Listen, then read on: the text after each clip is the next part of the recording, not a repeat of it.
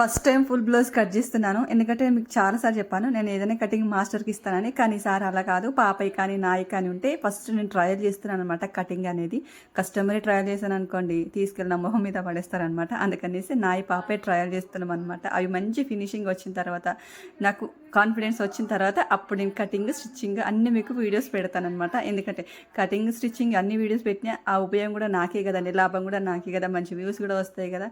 కానీ ఏంటంటే మనకు రాంది చూపించడం కూడా అక్కడ ధర్మం కాదు. మనకు మంచిగా నీట్గా వచ్చిన తర్వాత మీకు చూపిస్తే మీరు కూడా నేర్చుకొని అప్పుడు నేను హ్యాపీ, మీరు హ్యాపీ, ఏమంటారు అంతే కదా. ఇక్కడైతే ఫుల్ బ్లౌజ్ ఒక ½ అవర్లో స్టిచ్ చేశాను. నిజంగా చెప్తున్నా, నేనే కట్ చేసిన అనిపించింది. నిజంగా కొంచెం మనం మైండ్ ఉపయోగించి కొంచెం టైం తీసుకొని కట్ చేసి స్టిచ్ చేస్తే చాలు. నిజంగా చెప్తున్నా, చాలా బాగా కుదిరింది. హ్యాండ్స్ కొంచెం పిలిసి పెట్టాను అనమాట, కింద స్కర్ట్ లాగా ఇచ్చాను. నిజంగా అయితే ఓవరాల్గా అయితే రెడీ అయిపోయింది. ½ అవర్లో స్టిచ్ చేశానంటే నేనే నమ్మలేదు, అంత బాగా వచ్చింది. అబ్బా, మీకు ఎలా అనిపించింది?